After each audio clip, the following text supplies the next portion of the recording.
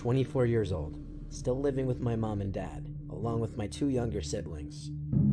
My parents bought a new house in March, just around the time coronavirus really started to be taken seriously around me, and quarantining started. So we were in the unpacking and settling in phase during all of this. My room is actually in the basement, which I don't mind. It's furthest away from my parents' room. It's technically just an extra room in the house, not really meant to be a bedroom, but we made it one. Plus, my parents figure I'm going to be moving out soon, so why give me one of the better rooms in the house? The basement in this house is huge. It's really cool, and I get to feel like it's kind of my own basement in a way because of my room. But right off the bat moving here, weird things would happen. Inside my room, mostly at night, I'd hear strange sounds inside the walls. I knocked on the wall, and it seemed to be hollow. There's a vent in the room. I thought maybe there was an animal in the vents. I used my iPhone flashlight to get a look inside, but I couldn't really see anything. Whatever, house noises, I figured. If it persisted, I would tell my dad to look into it. I set up my Xbox on the basement TV. In fact, I usually just chill in the basement instead of my room. I used the 50-inch TV my dad set up down there.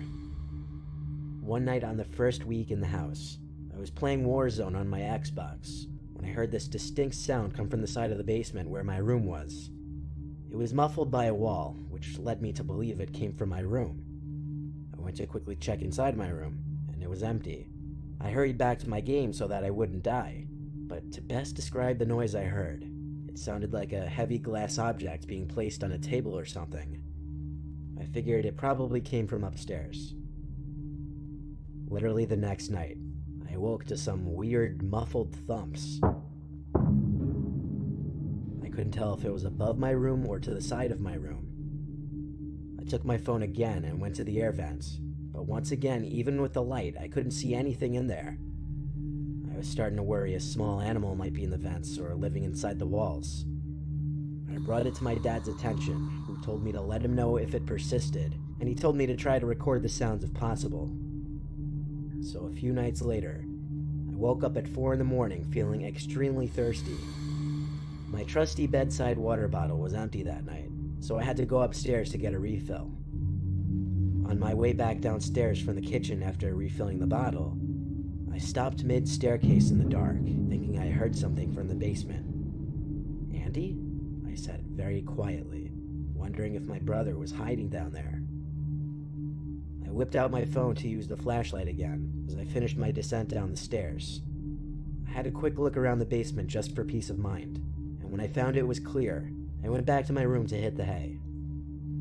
As I placed my water bottle on the ledge above my bed, something in my gut told me to just look at that little vent in the wall one more time. So I shined the light in that direction, and even though it was only for like half a second, I knew what I saw. There was someone looking through the holes in the vent for just a brief moment. I saw their eyes clear as day, but they moved away just as the light revealed them. What did I do? You probably hope I ran to the vent to get a look inside and see who was in there. But no, instead I screamed like a girl as I ran all the way back upstairs, yelling for my dad like a child. My whole family came down the stairs to my room. I brought them to the vent in my room and shined the light in it again. My dad took a look. Of course, there was no one in sight now. I'm not even lying when I say my mom and dad told me the cliche I was seeing things because I hadn't gotten enough sleep and I was tired. I didn't buy it. I wasn't sleeping there that night. I slept in the living room and locked the basement door that night. The basement door only has a lock on it because we have an outdoor entrance to the basement, so it serves as an extra small layer of security from break-ins, I guess. Well, the next day, when I went down to the basement, I made a shocking discovery. There was some kind of secret door in the wall that was left open. I immediately called my dad down, and we went inside of it together. There was a blanket on the floor of this little hidden room, along with a small wooden stool-like thing. And if you walk down this ever-so-tiny corridor, you'd come to the vent that peers into my room. This discovery would otherwise be cool, if it didn't lead to the realization that someone has been living in this room, possibly raiding our kitchen, and possibly watching me in my room as I slept. I think when the person living in the room heard the commotion I made the night before, they figured it was time to bail.